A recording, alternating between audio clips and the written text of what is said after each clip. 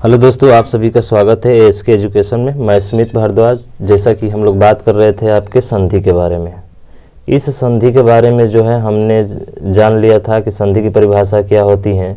एक चीज़ इसमें थोड़ा सा जानना था कि संधि विच्छेद जो होता है, संधि और विच्छेद जो होता है ये एक दूसरे के अपोजिट होते हैं। अपोजिट का मतलब कह दे विलोम।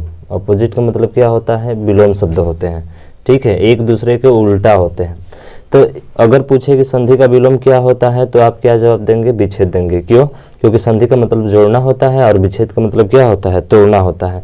तो हमने संधि पढ़ लिया था, फिर हमने क्या पढ़ लिया था? आपका संयोग पढ़ लिया था। तो ये संधि और संयोग हमने पढ़ लिया था। अब इसके आगे हम लोग पढ़ेंगे, और आगे क्या पढ़ेंगे? तो अगला जो हमारा है हेडिंग वो है आपका विच्छेद।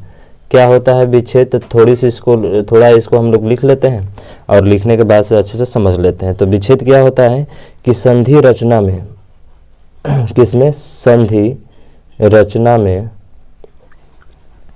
उपयोग में लाए गए वर्ण, संधि रचना में उपयोग में लाए गए वर्ण, उपयोग में लाए गए वर्णों या अक्षरों, या तो वर्ण देगा या फिर अक्षरों देगा, या दो ही अक्षर देंगे तो देंगे, ठीक है। इससे अधिक आपका दिया नहीं जा सकता है। अक्षरों को संधि पूर्व अवस्था में, को संधि पूर्व अवस्था में, पूर्व अवस्था में, संधि पूर्व अवस्था में पहुंचाने की प्रक्रिया को,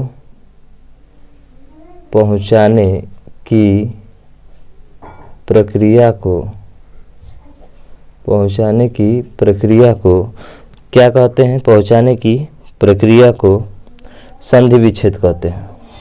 क्या कहते हैं भाई? संधि विच्छेद कहते हैं। संधि विच्छेद कहते हैं। अब जैसे कि अगर बात करें तो आपको पता है कि ये हमारा जो होता है ये आ किससे मिलकर बना हुआ है? तो इसी का पूर्व अवस्था जब होता है, जब इसको हम लोग तोड़ते हैं, तोड़ने का मतलब जब आ प्लस अ का योग होता है तो इन्हीं दोनों के योग से क्या बन जाता है? आ।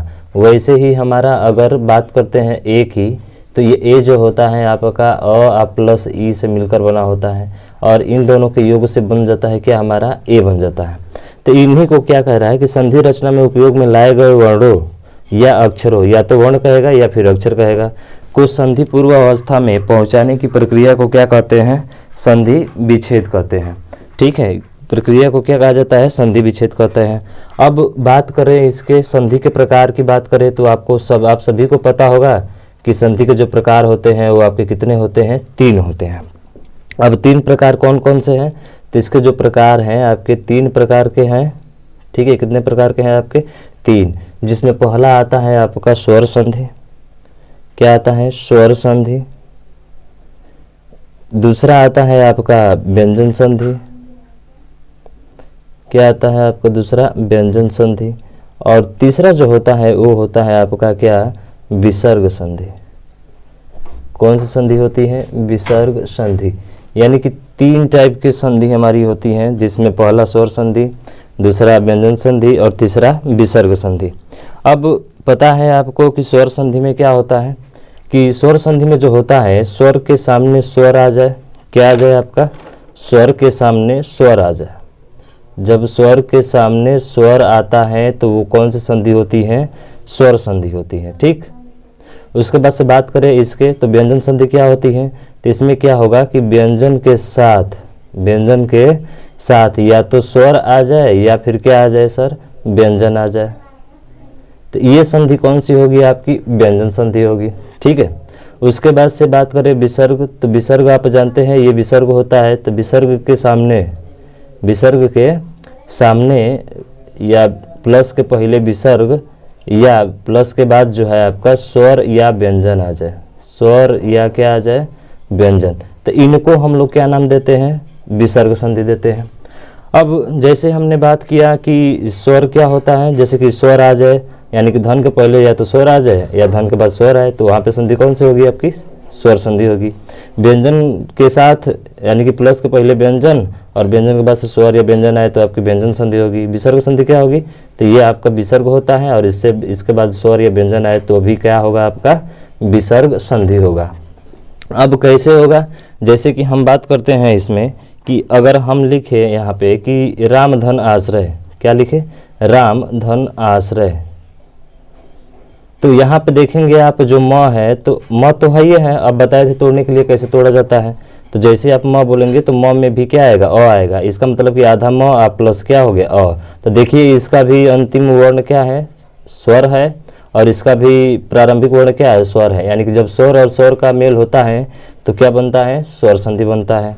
ठीक है, स्वर संधि बनता है। वैसे ही बात करें अगर इसकी तो ये होगा वाक धन ईस होता है। ठीक है, तो वाक धन ईस हो गया।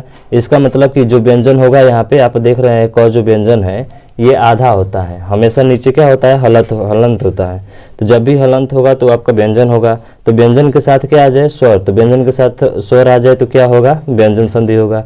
वैसे ही बात करते हैं विसर्ग संधि, तो विसर्ग संधि में आप जानते हैं जैसे कि हमारा आता है यशः धन इच्छा, यशः धन इच्छा, तो विसर्ग के बाद से क्या आ जाए आपका, तो विसर्ग के बाद से सर आपका जो है स्वर या व्यंजन आ जाए तो होगा। जैसे कि व्यंजन में लेते हैं तो आपका सरह धन ज, तो ये सरोज बन जाता है। तो इस तरह से यहाँ पे आप देख रहे हैं क्या है, तो सर यहाँ पे जो है आपका, यहाँ पे जो है आपका विसर्ग है और ये व्यंजन है, समझ रहा है ना। हाँ, व्यंजन में ज प्लस ये अ है आपका, तो ये बन जाता है सरोज करके इसे। तो इस तरह से हम बता सकते हैं कि कौन स्वर संधि, व्यंजन संधि और कौन सा विसर्ग संधि है। लेकिन आप याद रखिएगा, क्या आपको ऐसा भी दिया जाए, अगर पूछा जाए कि बताइए इसमें कौन सी संधि होगी, तो क्या आप बता सकते हैं। हमको तो लगता है कि आपने ये कहीं भी पढ़ा होगा, हर जगह आपको ये पढ़ाए होंगे, लेकिन एक चीज़ जो अगला मैं बताने जा रहा हूँ शायद वो आपको कहीं मिलने वाला हो। ठीक है, और वो क्या है आपका, तो वो है आपका स्वर के साथ व्यंजन। वो क्या है आपका, स्वर के साथ व्यंजन। क्या आपने पढ़ा है, स्वर के साथ जब व्यंजन आता है तो कौन सी संधि होती है, क्योंकि यहाँ पे आप नहीं देखेंगे, न यहाँ पे कहीं है आपका स्वर के साथ व्यंजन, न यहाँ पे है और न ही आपका यहाँ पे है। यानी कि इन तीनों जगह पे जो है स्वर के साथ व्यंजन का कहीं पर भी बात नहीं की गई है। ठीक है, तो इस पर अगर बात करें तो याद रखिएगा, जब स्वर और व्यंजन का योग होता है तो इनमें जो संधि होती है वो दो संधि होती है। कितनी संधि होती है, दो संधि होती हैं। और कौन सी दो संधि हैं, तो वो आपका स्वर संधि भी हो सकती है और वो आपका क्या हो सकती है सर, व्यंजन संधि भी हो सकती है। अब वो कैसे, एग्जामिनर अगर यहाँ से प्रश्न बना दे तो बहुत लोगों का प्रश्न ऐसे ही क्या हो जाएगा, गलत हो जाएगा। ठीक है, और आप गलतियाँ अक्सर यहीं पे करते हैं, और मेन कंसेप्ट यही होता है इसका कि जब स्वर के साथ या तो क्या आ जाए, व्यंजन। ठीक है, स्वर के साथ जब व्यंजन आता है तो दो संधि होती हैं, और दो संधि कौन सी है, तो एक स्वर है और एक क्या है आपका, व्यंजन है। ठीक है, तो बात करते हैं अब इसके आगे।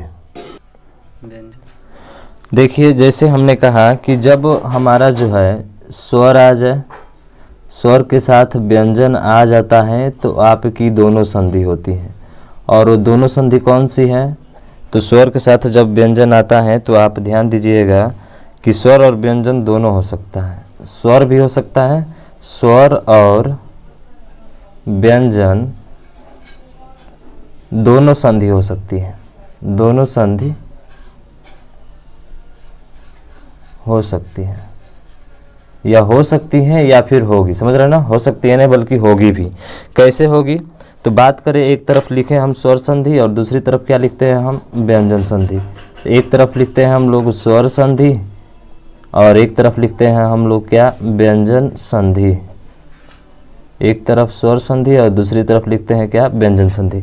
अब कैसे, तो ज़रा ध्यान दीजिएगा कि इसकी बात करें तो इसकी कुछ परिभाषा के बारे में हम लोग बात करते हैं। तो परिभाषा क्या होगी आपकी, तो ये होगी, संधि या विच्छेद में, देखिए संधि या विच्छेद में, संधि या विच्छेद में किसी, संधि या विच्छेद में किसी स्वर का आगमन, किसी स्वर का आगमन, किसी स्वर का आगमन या लोप हो अथवा स्वर में परिवर्तन हो, अथवा स्वर में क्या हो, परिवर्तन हो, अथवा स्वर में परिवर्तन हो। तो कहने का मतलब है कि जब आप संधि या संधि विच्छेद करेंगे तो इसमें जो होगा स्वर का आगमन होगा। कहने का मतलब कि दो स्वर मिलेंगे और दोनों स्वरों के मिलने से एक नए स्वर का आगमन होगा या फिर उसका लोप हो जाएगा, यानी कि वो वहाँ से हट जाएगा। तो उसमें जो होता है परिवर्तन अवस्था में, उस परिवर्तन को हम लोग क्या बोलते हैं, स्वर संधि बोलते हैं, यानी कि वहाँ पे आपका स्वर संधि होगा। कैसे होगा, तो जैसे हम बात करें कि विश्वधन मित्र, क्या बात है हमारा, जैसे कि हमारा है कि विश्वधन क्या हो जाएगा, मित्र। अब यहाँ पे देखिए अगर हम बात करें तो हमने कहा कि जब स्वर और व्यंजन आएंगे तो वहाँ पे दो संधि होगा, स्वर संधि भी होगा और व्यंजन संधि भी होगा। लेकिन सर कैसे दिखाइए, तो क्या यहाँ पे स्वर है तो जैसे ही ये व को देखेंगे तो व तोड़ेंगे आप, तो व अगर लिखते हैं तो व आधा प्लस व में क्या आता है, तो सर बोलते हैं तो अ आता है। इसका मतलब कि ये हो गया हमारा क्या, स्वर हो गया। ठीक है, प्लस करके अब मित्र लिखेंगे तो आप ध्यान रखिएगा कि जब भी हम लोग वर्ण को तोड़ते हैं तो पहले व्यंजन लिखते हैं। पहले क्या लिखते हैं, व्यंजन। मात्रा इसमें तो है ये छोटी का, देख रहे हैं ना, छोटी का मात्रा है, लेकिन आपको सबसे पहले इसके व्यंजन लिखना पड़ता है। तो व्यंजन क्या है, तो कहेंगे कि सर व्यंजन तो म है, लेकिन म में छोटी का मात्रा है तो म आधा है आपका। अगर मात्रा आ रहा है तब तो ठीक है, नहीं आ रहा है तो आ रहता है। तो इसका मतलब कि यहाँ पे व्यंजन म हो गया और छोटी ई का मात्रा है तो ये हो गया आपका छोटी ई का मात्रा, समझ रहे हैं ना। तो ये हो गया पहले वर्ण का अंतिम अक्षर स्वर है और दूसरे शब्द के प्रारंभिक अक्षर क्या है, म है। अब यहाँ पे स्वर तो ये आधा म है, जहाँ पे हलंत लगता है किसी चीज वर्ण के नीचे व्यंजन में तो आपका व्यंजन होता है। तो इसका मतलब कि ये व्यंजन हो गया हमारा, क्या हो गया, व्यंजन हो गया। तो जब व्यंजन और स्वर होता है और व्यंजन और स्वर के योग से या तो स्वर का आगमन होगा या फिर उसका क्या हो जाएगा, लोप। कहने का मतलब कि विश्वधन मित्र जब बनता है तो यही अ और म जो होता है सिर्फ इसके अ का आ बन जाता है। तो कहने का मतलब ये विश्व था तो विश्व हो ही रहेगा, लेकिन इस अ में जो होगा आपका परिवर्तन होगा, इस स्वर में क्या होगा, इस स्वर में परिवर्तन होगा। जब इस स्वर में परिवर्तन होगा तो ये बनेगा आ का मात्रा विश्वा, और मित्र जैसा था वैसा आपका यहाँ पे लिख देंगे। तो ये आपका हो गया विश्वामित्र। यानी कि पूछ दे कि विश्वामित्र में कौन सी संधि है तो आपको बताना है स्वर संधि है। अगर ये एग्जाम में आता है तो बहुत लोग क्या करेंगे कि देखेंगे कि सर विश्वधन मित्र होता है, यहाँ पे व्यंजन आ रहा है, यहाँ पे स्वर आ रहा है, तो स्वर और व्यंजन का योग होता है तो हमेशा क्या होता है, व्यंजन संधि होता है, और वहीं से आप गलत कर जाएंगे जो कि होता है कि आपका स्वर संधि होता है। ठीक है, तो आज के जो महत्वपूर्ण सबसे है, सबसे ज़्यादा महत्वपूर्ण और सबसे अच्छा कंसेप्ट जो है वो आपका यही है स्वर और व्यंजन के योग से, कि दोनों संधि होती है, एक स्वर संधि भी होती है और एक व्यंजन संधि भी होती है। अब बात करते हैं व्यंजन संधि। तो देखिए व्यंजन संधि में क्या होगा, इसका बात करें हम लोग तो व्यंजन का आगमन या लोप। कहने का मतलब कि इसमें भी, इसमें स्वर था तो स्वर में क्या हो रहा था, या तो स्वर नया आ रहा था या तो स्वर में क्या हो रहा था, लोप हो जाएगा वहाँ पे। तो उसी तरह से ये होगा आपका कि या तो व्यंजन का आगमन हो या तो व्यंजन का क्या हो, आगमन हो या लोप, या तो व्यंजन का आगमन होगा या फिर क्या हो जाएगा, उसका लोप हो जाएगा। अथवा व्यंजन में परिवर्तन हो, अथवा व्यंजन में क्या हो आपका परिवर्तन, अथवा व्यंजन में परिवर्तन, तो वहाँ पे आपका क्या होगा, व्यंजन संधि होगा। अब कैसे होगा, तो सर जैसे हम लिखते हैं प्रधन नाम, क्या लिखते हैं, प्रधन नाम। तो अब ये तो नीचे र आ रहा है, बहुत लोगों से पूछा जाए कि बताइए ये र पूरा है कि आधा है, तो कहेंगे कि सर आधा है, बस यहीं से वो गलती कर जाते हैं। हालांकि र यहाँ पे पूरा है। हमने र के 4 रूप बता दिए हैं पिछले वीडियो में, आप वहाँ से देख सकते हैं र के कितने रूप होते हैं, 4 रूप होते हैं, जिसमें ये र पूरा होता है और एक ट्रक वाला में भी र क्या होता है, पूरा होता है। तो वैसे ही प है तो इस प को वैसे लिख सकते हैं कि आधा प, ठीक है, प्लस पूरा आधा र, और फिर क्या इसमें अ है, क्योंकि र और अ को मिलने से पूरा र बनता है हमारा, ठीक है ना, जो कि आधा प होता है इसमें। ठीक, तो ध्यान लिखिएगा इसको, ठीक है। उसके बाद से प्लस करके ये 9 है तो 9 जानते हैं, आधा 9, और प्लस इसमें आ का मात्रा है तो आ हो गया। यानी कि अंतिम शब्द के जो है प्रारंभिक वर्ण जो है आपका व्यंजन है और ये क्या है, स्वर। यानी कि हमारा ये नियम क्या कर रहा है, फॉलो कर रहा है। ठीक है, फॉलो कर रहा है। लेकिन जब इसको हम लोग हल करते हैं और इसको पाते हैं, संधि विच्छेद करने के बाद से जब संधि करते हैं इसका, तो हमारा बनता है प्रणाम। क्या बनता है? प्रणाम। कहने का मतलब ये न था तो ये न किस में बदल गया? ड़ में बदल गया। ठीक है, और आ का मात्रा जैसा था वैसा था। इसका मतलब ये हुआ कि यहाँ न था और न आपका व्यंजन है और न आपका क्या है? व्यंजन है, और इस व्यंजन में परिवर्तन हो गया, इसलिए ये संधि कौन सी हो जाएगी? इसमें व्यंजन संधि हो जाएगी। कौन सी संधि हो जाएगी? व्यंजन संधि हो जाएगी। तो आप इसका इतना जो है विशेष ध्यान रखेंगे। अब ये संधि क्यों होती है, क्यों ड़ में बदलता है, इसका नियम आप आगे जो है नेक्स्ट वीडियो में पढ़ेंगे। तो मुझे आशा है कि आपको समझ में आया होगा। तो इस वीडियो को ज़्यादा से ज़्यादा लाइक, शेयर और सब्सक्राइब कीजिएगा। तो आज के लिए इतना ही बस। जय हिंद, जय भारत।